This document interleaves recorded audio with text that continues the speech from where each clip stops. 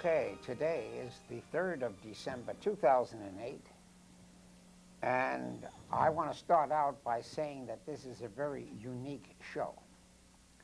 My wife Lois is going to interview me on the day that lived in infamy, the day that the Japanese Navy attacked the American Navy at Pearl Harbor on the 7th of December 1941. Now, that show is going to show on the 7th of December 2008. It will be an anniversary of the great tragedy. Now, technically, this is part 109 of the Athens Speakout. But the very first show that I did, number 1, was broadcast and taped on the 19th of September 2006, and it was about Pearl Harbor, and the interview is going to try and recapitulate and reproduce that show. But at that time, Nan Michael interviewed me. Unfortunately, that tape was lost, so that today we're making a remake of that show.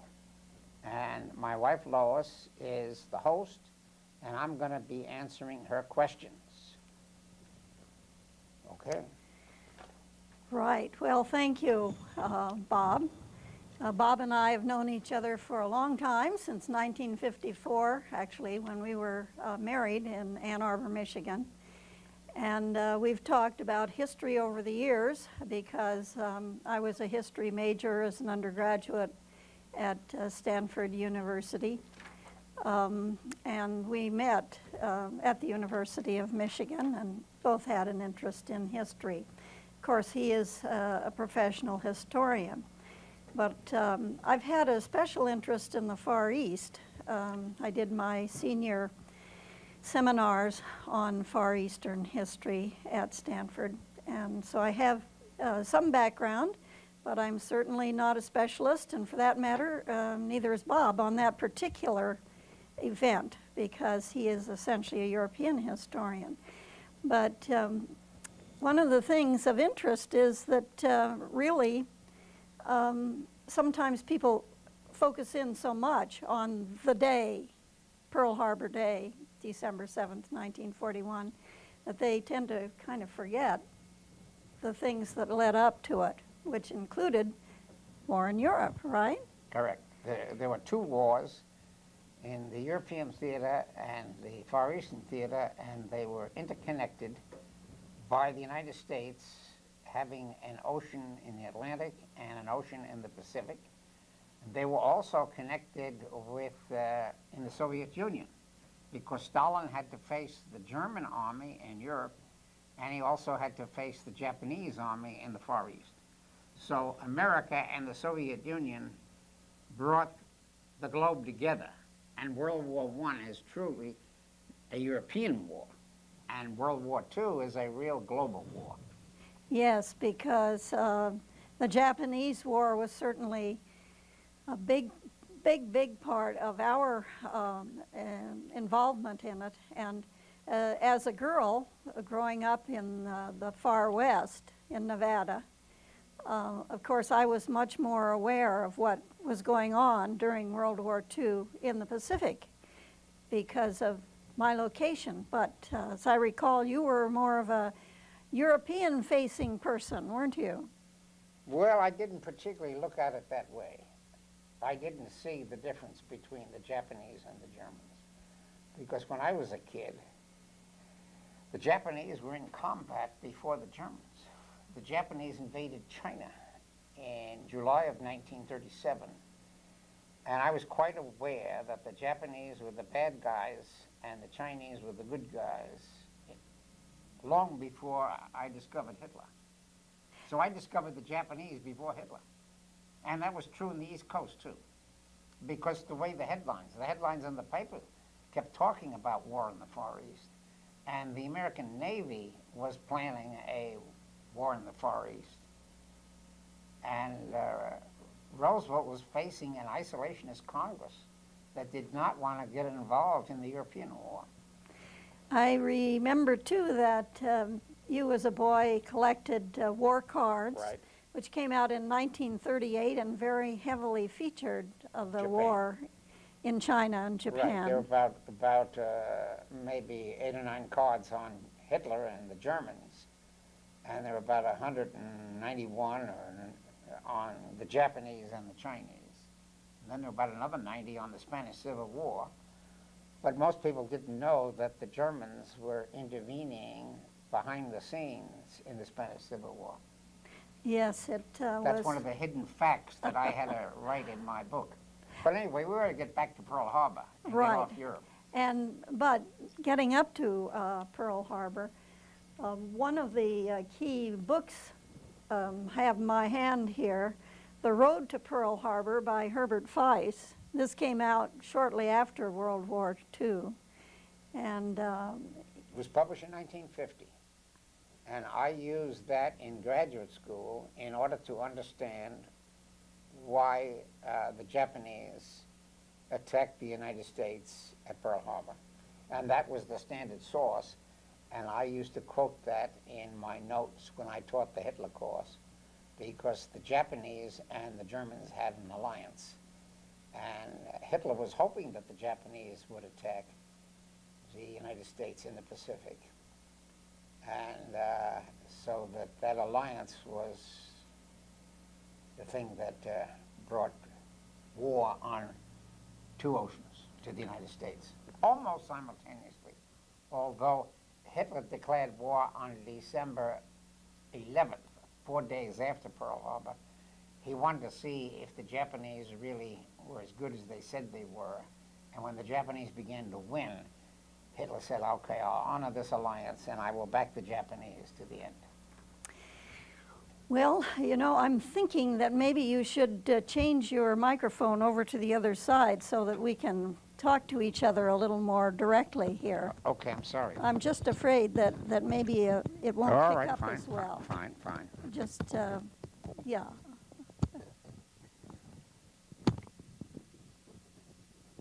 There we Okay. go.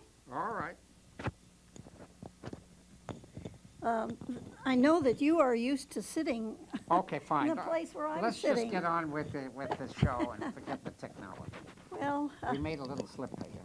Okay. there we go. Great, good, thanks. Okay. All right, go. So, What's your next question?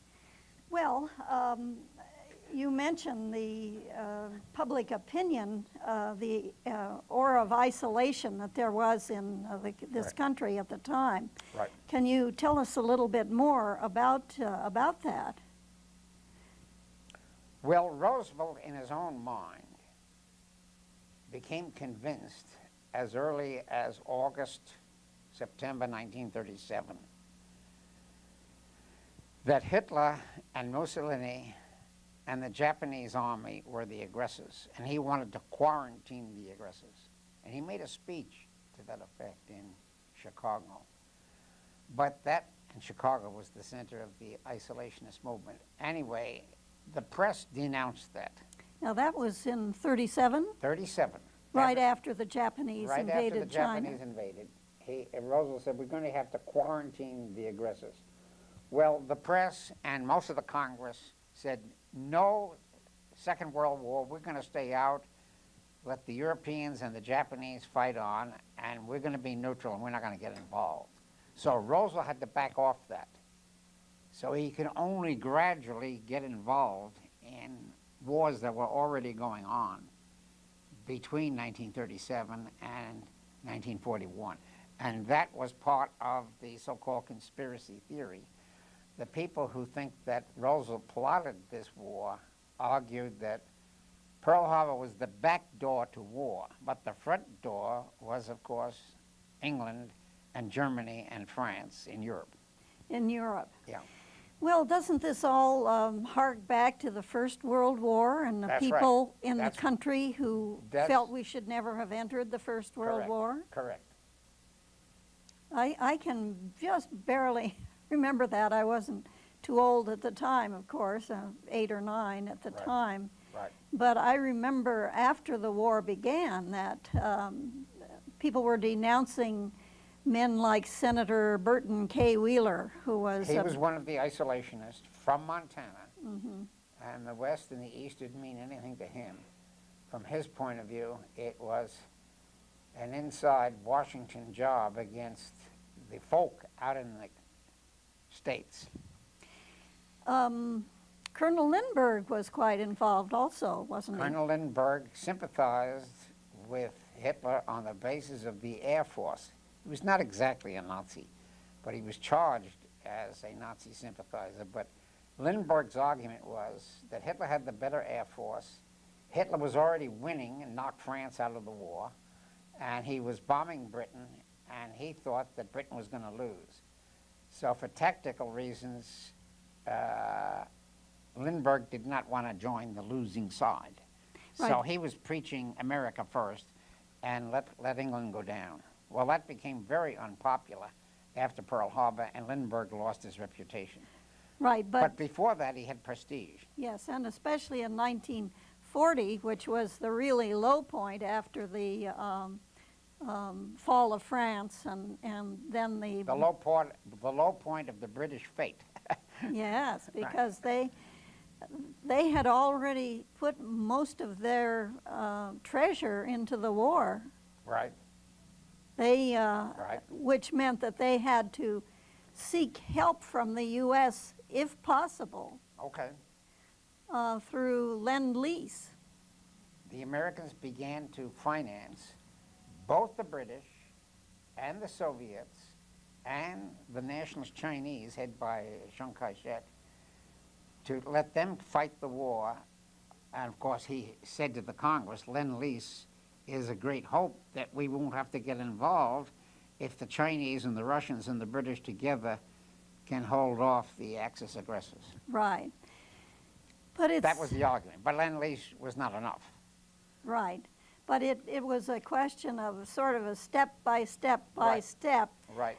First one would take action, then there Right. would be a counteraction, and so That's right. on, all the way through. So that Lend-Lease began, I believe, in the spring of 1941, March didn't 41, right. it? March of 41. So the steps were being taken that were bringing the U.S. closer and closer to war. That's true. And after all, we were a primary opponent of Japan in the Pacific, Correct. because in 1898, we had taken the Philippines and from Spain, That's right. and also had taken over in Hawaii. That's correct. Meanwhile, the Japanese had seized Formosa, right? That's and true. then later Korea. That's true. And So the Japanese empire was expanding. And now they were moving into China in 37, 38, and 39. right. And it looked like Chiang Kai-shek was on his last legs. Yeah. Also, they had quite a few islands in the Pacific, didn't they? That's true. Didn't that grow out of World War I? That's true. The Japanese empire was growing and more powerful. And they got some of those islands because they took over islands that had belonged to the Germans or somebody. Yeah, the Japanese were on the side of the British in the First World War. But then after Germany was knocked out of the Far East, everyone began to speculate that the next war would be between the United States and the rising Japanese Navy. So the American Navy was planning for war with Japan ever since the 1920s. Well, you know, an interesting little point there from my own background, growing up in Nevada. During the war, I lived in a town in Nevada where they made ammunition. You know, not atomic bombs, but regular explosive ammunition called Hawthorne. And they had a naval base there in Nevada, in the desert, by a lake actually, where they were making all this ammunition. And that base was set up, that ammunition depot was established in the late 1920s. So All there, right. there Okay. must have been some thought That's correct. That is correct. that the U.S. might someday. The Navy Department was, and Roosevelt was a Navy man, and he put the naval interest first. You say he was a Navy man. He was the Assistant Secretary of Navy in World War I. In World War One. And that's the thesis of this book you brought by Stinnett. You mentioned the Feist book. The Feist book is written from the point of view of the State Department. And he argues that the United States knew that war was coming in November of 1941, but that Roosevelt and Stimson and Knox, the insiders, did not think that the Japanese could reach Pearl Harbor.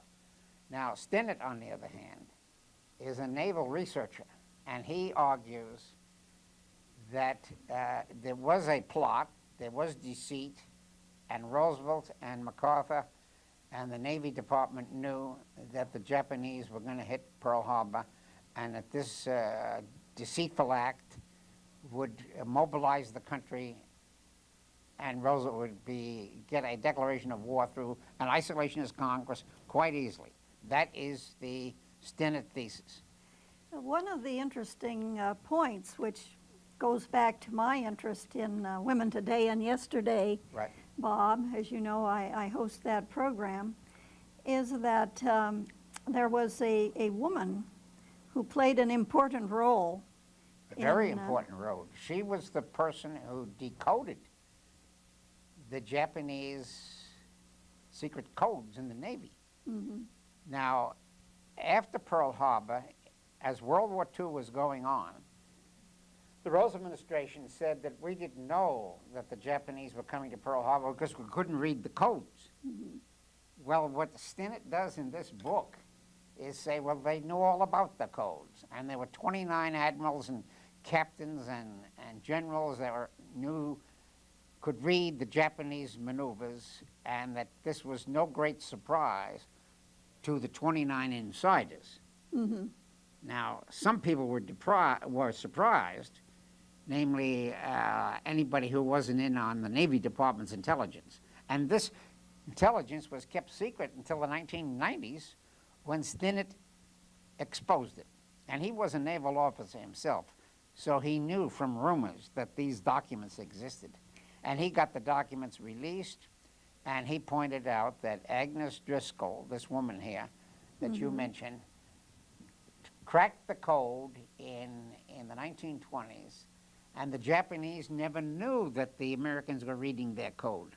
The naval code specifically. Right.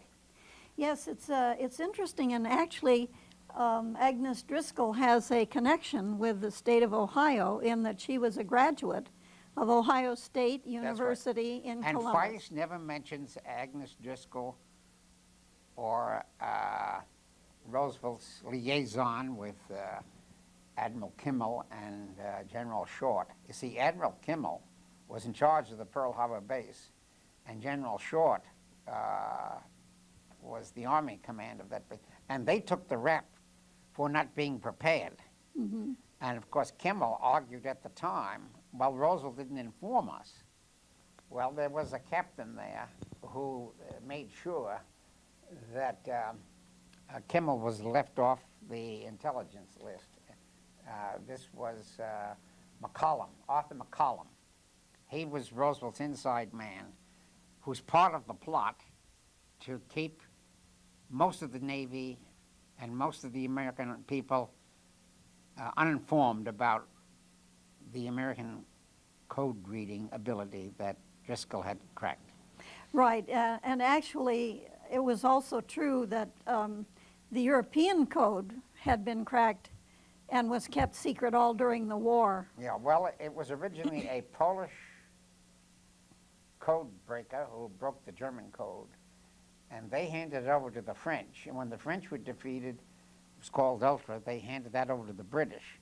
So the Americans were dependent on the British code-breaking device to defeat Nazi Germany. And the British were dependent on the American code breakers to help in defeating Japan. Right, and it is true, though, that Feist knew something about Oh, is at that least right? the diplomatic codes, The diplomatic codes. Not but the naval not the naval. code. That's what the plot is all about. because the naval code was the one that would be most involved with naval vessels, aircraft carriers, and so Well, on. in other words, Admiral Nagumo was the man who sent the aircraft carriers out to Pearl Harbor. And the real issue is, did Roosevelt know that Nagumo was coming? And Kimmel said, no, we didn't know that Nagumo was coming because we didn't get any codes. But there were 29 other people who knew that Nagumo was coming. Well, and I think there was quite a feeling that the main target was not going to be Pearl Harbor, but was going to be the Philippines or the Dutch East Indies. That was the Roosevelt administration, and that was Feist's argument back in 1950. But after reading the Stennis book, I would have to revise my notes and say, well, there's evidence that there is sufficient evidence that Roosevelt knew that the Japanese indeed were going to hit Pearl Harbor. And maybe the court-martial of Kimmel and Short was a bit unjust. Right, but why the Dutch East Indies? Well, that had oil. And the Saucony Vacuum Company owned the oil wells. And Japan and Germany and Italy were totally dependent on the Anglo-American oil cartel. So the Standard Oil and Shell cooperated in exporting oil. So the United States oil companies sold oil to Japan for profit in 37, 38, 39, 40, 41, and they facilitated the Japanese victories in China. Well, the Roosevelt administration decided in July of 41 to put all of that oil on embargo, and the United States cut off all oil. Well, that caused General Tojo and Admiral Nagumo to come up with the counterplan. And they threatened the United States and said, well, we're going to attack and we're going to go to war if you don't lift that embargo. And there were negotiations with Cordell Hull, the Secretary of State, and the Japanese ambassador in Washington over the question, what would the United States get and what would the Japanese pay in order to get that embargo lifted? And on the 26th of November, which Feist agrees to, Cordell Hull and Stimson said no to Japan, and they knew that war was coming. Only the Feist argument is, well, that war would be in the Far East, would be in Hong Kong and the Philippines and the Dutch Indies, and the Japanese would seize their oil, but they would leave Pearl Harbor alone. That's what the Stennis book does, is concentrate on the Pearl Harbor operation of Admiral Nagumo. You know, we also, through the magic of the internet, received recently a review that was done by a man I assume, possibly a woman, at the... What's his name? Noriko Kawamura. Oh, it's a Japanese name. It's a Japanese name. And that's a female name.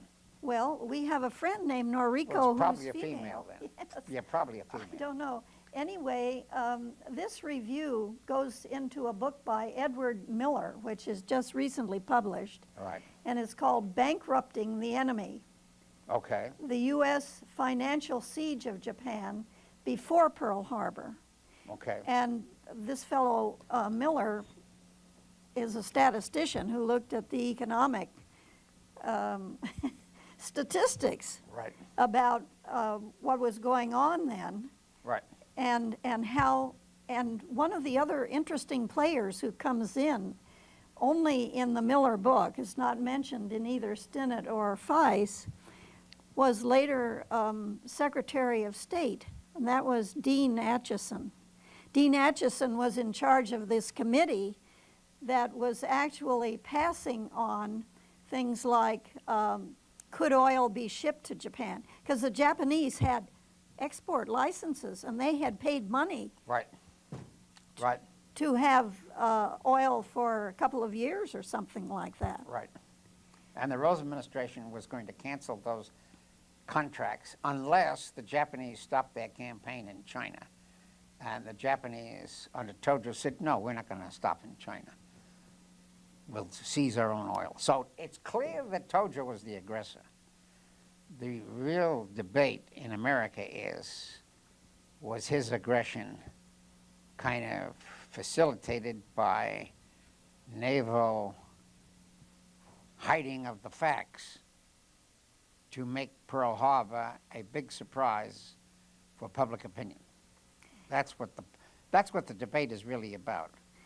One of the things that Miller said, apparently, that was mentioned in this review about this bankrupting the enemy, Right. was that they figured that Japan, which had to get lots of resources from abroad, not just oil, Right. but primarily oil, They used to get munitions and aluminum and steel and everything. scrap metal, Scrap metal.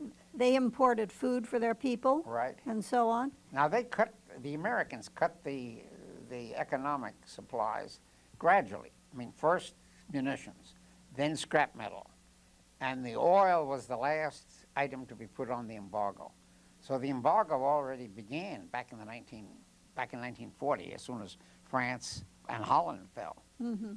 The United States was trying to protect the Dutch colony in Indonesia from a Japanese attack. Well, this is what Miller said about this bankrupting business. Okay. That this was, forcing Japan into war, Right.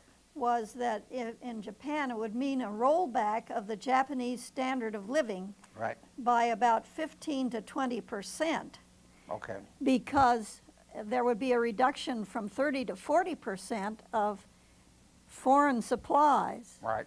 And how bad would that be? It says here Right.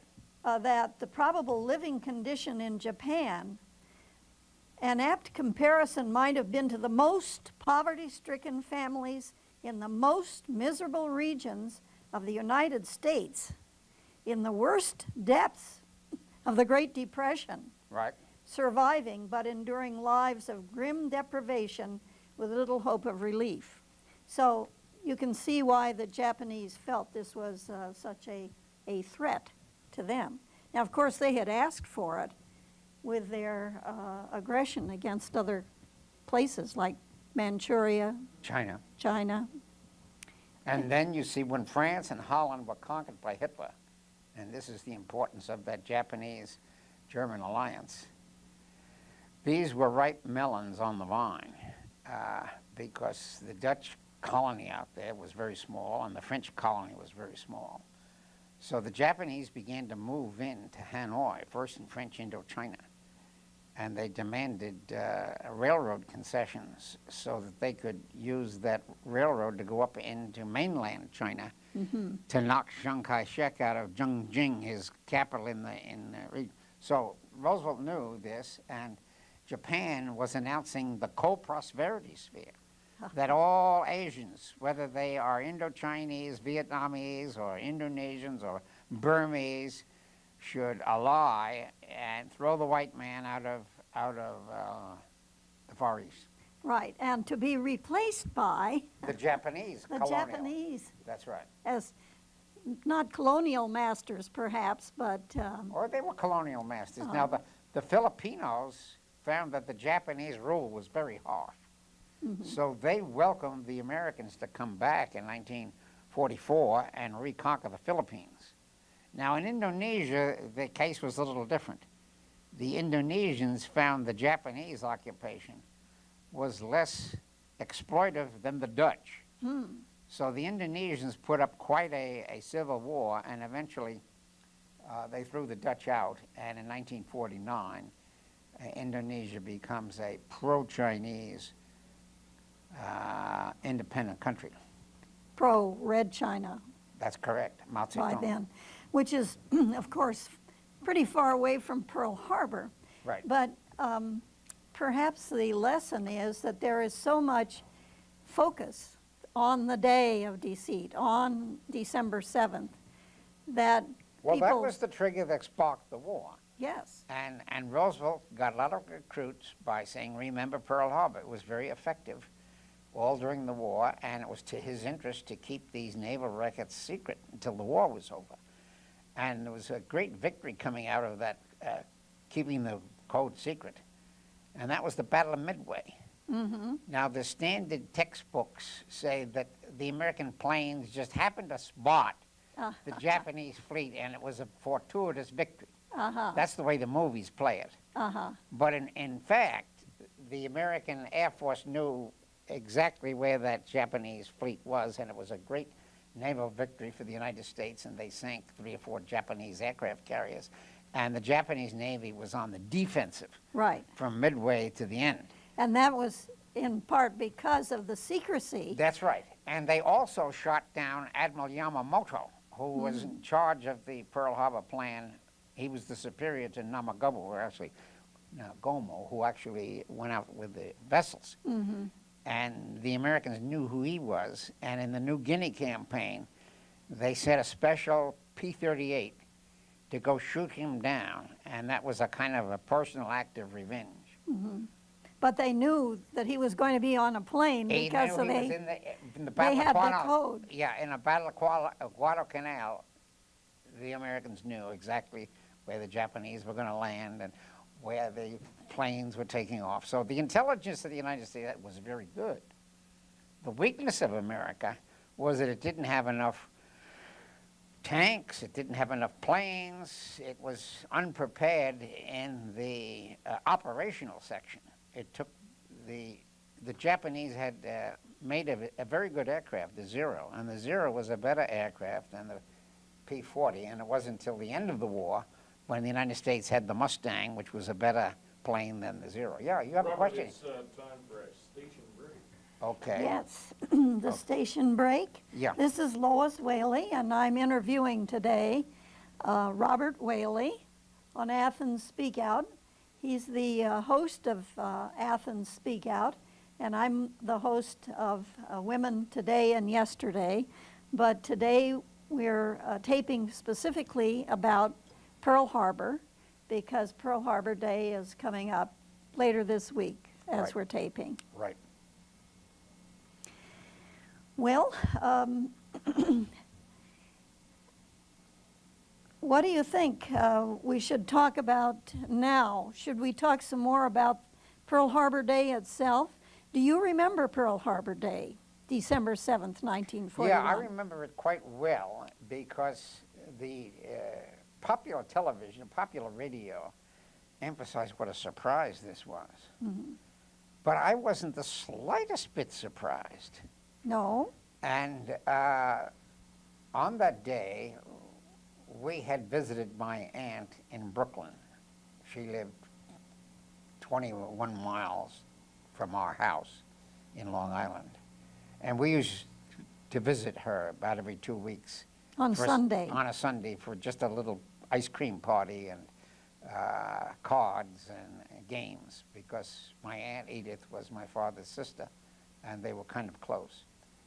And so that was a little bit of a vacation for us. So we drove out there at noon after leaving Baldwin in noon. And then we got back about 7 at night. And I always used to listen to Jack Benny. So when I got home, I immediately turned on this famous comic, Jack Benny. It came on 7 p.m. And immediately they announced the Japanese, we interrupt this program, the Japanese had bombed Pearl Harbor and were now in war. So I went rushing out into the kitchen and said the Japanese have bombed Pearl Harbor and we're in war.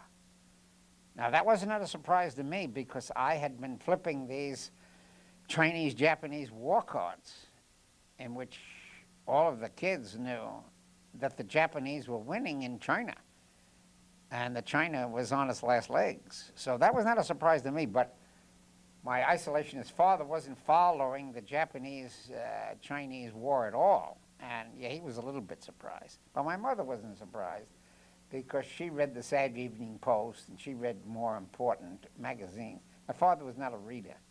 My father just listened to the radio and didn't know a thing about China or Japan. Now, my mother was very pessimistic that day. Her comment was, well, it's going to take 10 years to defeat Japan, because she had been reading about how well the Japanese had prepared their army and navy and how far behind the American army and navy were at that time. Of course, the Japanese immediately sent troops, they had other, besides hitting Pearl Harbor, They they seized had all of other, Indonesia. They seized Burma. they took islands. They seized Philippine Islands, and General MacArthur suffered a great defeat and had to flee to Australia. And Australia was the last outpost. Well, they did hold on for a while, remember Corregidor? Yeah, for a while. But that was a defensive lost cause, wasn't it? I must say that I don't remember Pearl Harbor Day, and Well, probably, you were younger. I was 11, and of course I was a kid, a boy, and we were always playing soldiers, and we thought about that all the time. And planes and things yeah, like that. girls were still sheltered in those days. Well, the thing that made me particularly sheltered was that we did not have a working radio. So we did not have the radio on Sunday, Right, December right, 7th. right. And I must have seen something about it in the newspaper, you know, pretty soon, but not on the Pearl Harbor Day itself. So what actually happened? I believe they hit, didn't they hit very early in the morning on Yeah, Sunday? they- In Hawaii, of course, Right. was a different time zone. Yeah, they hit about 8 o'clock in the morning, and the Japanese sent 183 planes in the first wave, and they only lost about 2 or 3. And then they sent another 180 in the second wave. And these battleships were lined up on the dock, and they were sitting ducks. So they sank 5 battleships, and there were 2,360 sailors and a few civilians who died in the Pearl Harbor attack. And half of them, almost half of them, died on the Arizona and the other battleships. So they were caught napping. I And must- Admiral Nagumo won a great military victory. And the Japanese won an even bigger victory at Singapore when they took the British base in the Far East. They went in the back door there. Yes, that's right. Yeah, they tricked the British that. And then the white man's prestige was lost, so that the British had difficulty in getting those colonies back, and the Dutch had difficulty getting them back, and the Americans voluntarily got out of the Philippines in 1946. Well, they had promised And that. they had promised that. The isolationists were so powerful that they were anti-imperialist. And in 1934, they passed the Independence Act that the Philippines would get its independence in 46, and they lived up to that promise, although the United States Navy and Air Force still kept bases there. Right, and they still have some bases And in later the Philippines, times, right?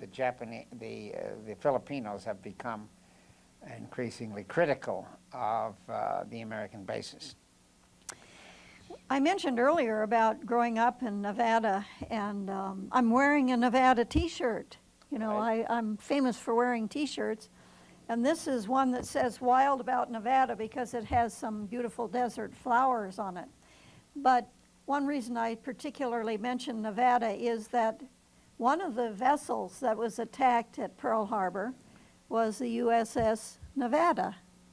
Is that right? Yeah, there were a number But when were you named for conscious of states. that? When Pennsylvania. Yeah, the and West Virginia and so forth. West Virginia When- was one of When them. did you become conscious of the Nevada being sunk? Within a month? Within a year? 5 years later? Well, if I knew about it at the time, I wasn't aware of it, but in rereading these books, Ah, you were aware of it. Okay.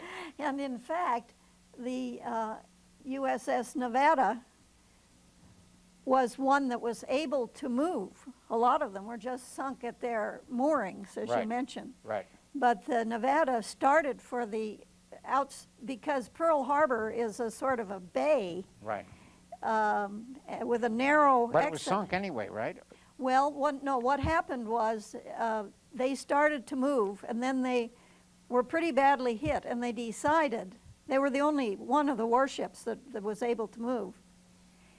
They decided that they had better beach it inside Pearl Harbor, because if they were to be sunk, say, in the narrow outlet Oh, it to the blocked the- Pacific, it right. would have blocked the Yeah. exit. Well, the other thing about this plot and conspiracy is that Roosevelt and the administration, Knox was involved, of course, and Admiral Stark, who was in charge of the operations, and Admiral Halsey and these people, very cleverly had the aircraft carriers out at sea. So the Japanese never hit any American aircraft carriers. Now this guy, Commander Layton, put out a false story that this was just accidental. And then he put out the other false story was that the American code breakers couldn't read the Japanese codes. But you see, Stennett says that there were 129 messages carefully recorded in the archives. And they knew exactly where they were, and it wasn't an accident that the aircraft carriers were out. They were deliberately out because they were prepared for a counterattack. And of course, they mobilized at Wake Island and Midway, and Right. they had an aircraft carrier war in the Pacific. And they were able to, Right. as you point out, at Midway, Right. really. And these battleships were really obsolete because the Air Force was able to sink battleships, and they were sitting ducks. And the future war was going to be between fighter aircrafts and torpedo bombers on an aircraft carrier. So that everybody built aircraft. And this was one of the weaknesses of Hitler. He had plenty of submarines, but he had no aircraft carriers. And he had a couple of battleships, but they were obsolete. And the German Navy was on the defensive. And the British Navy pretty soon knocked out the Italian Navy. And Italy was the first one of the Axis to be knocked out of the war. Right. Well, I remember, I do remember that the French fleet was actually destroyed. Well, that was another conspiracy theory, if you want to get into conspiracies. The story is that Hitler was able to defeat France in 6 weeks, and the French surrendered soon, and they set up a Vichy government, a Right. satellite government This in the was the south. summer of 1940. And the deal is that Hitler wanted a quick peace because he was strong in the land, and he got all of the industrial sections of France in the north. And he took up the coast all the way down to Spain, where he could station submarines and knock Britain out of the war. But the deal was that Hitler would leave the French fleet alone if it went to Algeria and became neutral.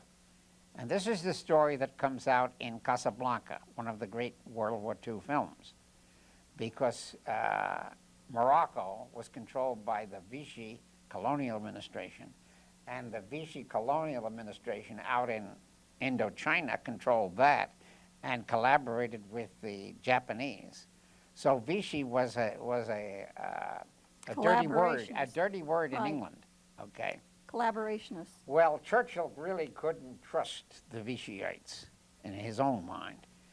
So he deliberately went into Algiers and sank the French fleet as it was stationed in the port, just like Pearl Harbor.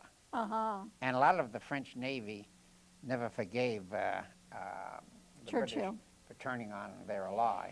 Let's talk a little bit more about Churchill. We haven't talked much about Churchill and the cooperation between Roosevelt and Churchill. Yeah, well, the United States was ruled by isolationist sentiment in Congress, and the British had their own isolationists. And Neville Chamberlain was in charge, and he was hoping against hope that there would not be a Second World War. So he allowed Hitler to take the Rhineland. 36. No resistance. And then he allowed Hitler to get into Spain. No resistance. Also 36. And 37 and 38, that was going on constantly. Right. That was a 2.5-year war. And then while the Spanish Civil War was still undecided, Hitler moves into Austria. No resistance. Spring of 38. Right. March of 38. And then in September of 38, Chamberlain makes a compromise peace by going to Munich and meeting Adolf Hitler personally.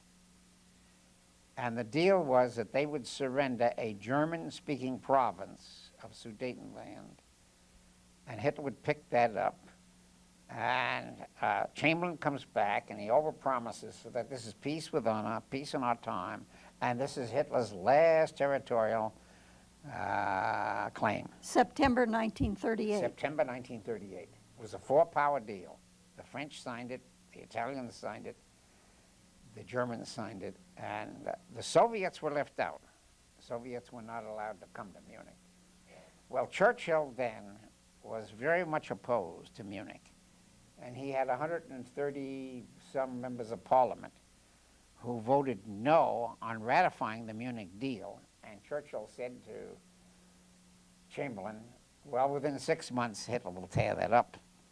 And Which he did. Which he did. In March of '39, while the Spanish Civil War was still going on, the Germans go down the Elbe River and they go right down into Prague and take Prague, a Czech-Slavic-speaking section of the Czechoslovak state. Right, no Germans. Without firing a shot. And now, Halifax, who was the foreign minister under Churchill, Under Chamberlain. under Chamberlain, that's right. He had been a Munich man in '38, and he says to Chamberlain, well, no more appeasement. We're going to draw the line now, and if Hitler moves into Poland, we're going to declare war. And that's what happened. And that's what happened. And September 39. 1 year later after the Munich deal. So Churchill was hoping then, getting down to the Far East, that Roosevelt would get into war in the back door in the Pacific. Mm-hmm. And when he heard the news of Pearl Harbor, he was delighted. He wasn't worried about a day of infamy. He said, well, not going to lose, because he had an ally. He had a second ally. He already had the Soviet Union. And what he said when Hitler attacked Stalin, he says, we're not going to lose. And when he heard of Pearl Harbor, he says, we're going to win. So Churchill's hopes go up when the Russians enter the war and when the Americans enter the war. You know, that was an interesting... Without Russia and without the United States, Britain would never have survived Hitler. That was one of the interesting things that came out in these books, was about the Soviets, because the Soviets and the Japanese had fought in the Far East in 1938. That's a true. sort of a frontier skirmish. That's correct. But- Stalin was no appeaser. But the thing was that... Stalin was no isolationist. Oh, yeah, but in August of '39, Stalin signed a deal with Hitler, Yes, that's true. and for almost 2 years, That's the true. Soviet Union was standing aside. That's And true. then Hitler attacked the Soviet Union in That's right. June of 1941. Right. And he thought, 6 weeks we're going to be in Moscow. I mean, he was like Napoleon. Hitler was like Napoleon with That's that right. thought. You can't do business with Hitler, is the lesson. Well, and it's pretty tough to attack Russia, too, because that's pretty hard. But one of the things that was brought out in this book was that the Japanese had actually signed a deal. Now, when you say this book, you mean Feist? Yeah, I think it was Feist. Okay, go ahead. He signed a deal with the Soviets. The Japanese and the Soviets signed a sort of a non-aggression pact before Hitler invaded. That's right. And the Soviets stayed out of the war in the That's Far right. East That's right. until August Of 45. That's right. 1945. That's right. In other words, the Soviet Union had a back door, too. And So their back door was the Japanese covered. foreign minister goes to Moscow in April of '41, and the Japanese say, we're not going to attack in Siberia. We're going to leave you alone because we're interested in Southeast Asia and the co-prosperity sphere. So we'll sign a non-aggression pact. And Stalin was glad to get the non-aggression pact because he could take his troops out of the Far East and put them into the West, into Europe, because he knew that Hitler was coming. This idea that Stalin didn't know that Hitler was coming is another one of the myths of the Second World War. Stalin knew he was coming.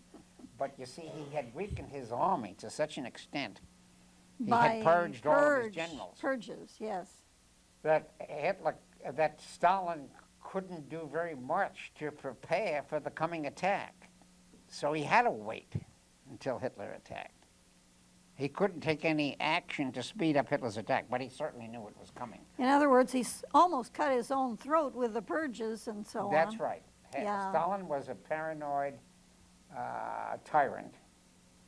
He was more of a tyrant against the Soviet people than Hitler was against the German people. Definitely. Yeah, Hitler was a tyrant against all the other Europeans. that's right. Hitler's enemies were foreigners, Jews, Czechs, Poles, and Russians.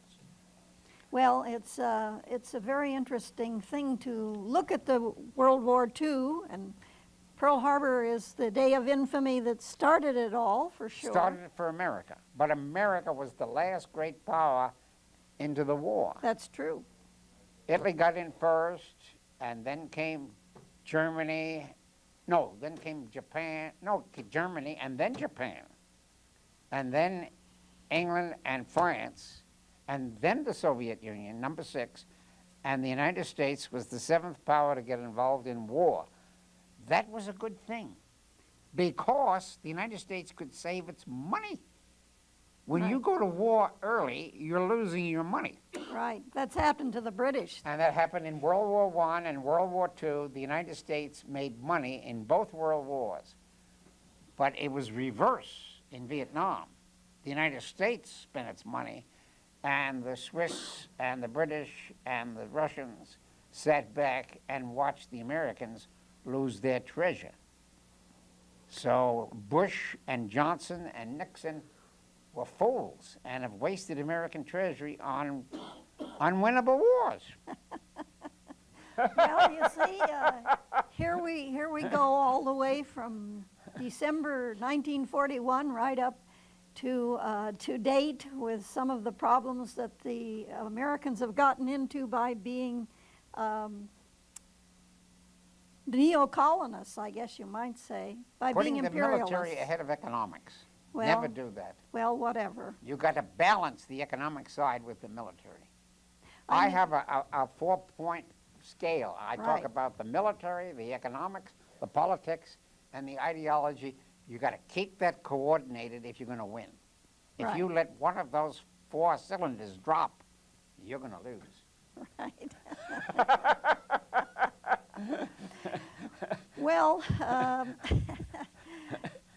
you talk about the oxygen of democracy being discussion, That's correct. and we certainly have We've brought in- scattered around the globe in We've talking brought about in the day of 2 infamy. controversial books. Weiss was controversial in defending the Rose administration and argued that Roosevelt did not know that Pearl Harbor was coming, but he did put the embargo on. He did want war with Japan in the overall Far East. Weiss admits that. But Stinnett goes a bit further and says that Roosevelt and 29 other admirals, including General MacArthur, why was he caught napping in the Philippines? Because he had access to the codes. And the Japanese found MacArthur just as unprepared as Kimmel and Short. That's another point that the conservatives kind of leave out. They like to blame it all on Roosevelt personally and don't want to look at the whole Navy Department and the Right. whole military. The whole Marshall military. knew, MacArthur knew, and Roosevelt knew, Stimson knew, Cole knew, Knox knew. These were the insiders who knew and could read the Japanese codes. However, I should add that Right. I think that it's important to note that Stinnett goes into such detail that he talks about, guys who were supposed to send messages, who didn't send messages. Yeah, they were people, fickle. people Yeah. who fouled up, who misread the This the is Murphy's Law. telegrams. This is Murphy's Law. If anything will go wrong, it will go wrong in war. So to say that Roosevelt purposefully, brought about the war by hiding all these It's too things. simple, too It's simple. too simple. Right. I It's agree really with too that. simple. Yeah, I agree with that. But anyone would find these books of a good deal of interest, I'm sure. And Miller, we want to look at the Miller book. Yes, and find out about bankrupting the enemy and how close, and how the Japanese had stockpiled all this material. Right. They thought they could last at least through 1943. They had so much stockpile Right. lined up. And if the oil embargo hadn't sort of pulled the rug out from under them in summer of 1941, maybe they could have gone on for a longer period of time. And eventually, and certainly they had brave soldiers. Well, there were brave soldiers on all sides, But you see, victory brings in further ambition. Because of the victories in China, the Japanese became, the army, uh-huh. became ambitious and said we can take over Southeast Asia. And on the other side, since Hitler knocked Poland and France out with a great deal of ease, okay, we're so powerful we can take on Russia. Now, the problem with Lyndon Johnson was, since the United States won in World War II, okay, we can go into Indochina, that's no problem. And Bush Just says, a little backwater Bush says, country. okay, we can go into Iraq and Afghanistan, doesn't make any difference. This is the stupidity of military victories. Eisenhower knew that. We have about 1 minute remaining. Okay, well, you're going to summarize. I'm going to shut up. Well, the summary is simply that we have been discussing Pearl Harbor and the larger picture surrounding the day of infamy, December 7th, 1941, when the Japanese attacked the American fleet at Pearl Harbor in Hawaii, thus beginning World War II, America's active involvement in World War II, when both of us were just little kids running around in Nevada and New York, respectively. And this is Lois Whealey. I did the interviewing today, and of course, Bob Whealey is the usual host of Athens Speak Out. And if I could have one more second, I would like to say something about the conspiracy. The conspiracy has not been proven, but there's considerable evidence that it was possible.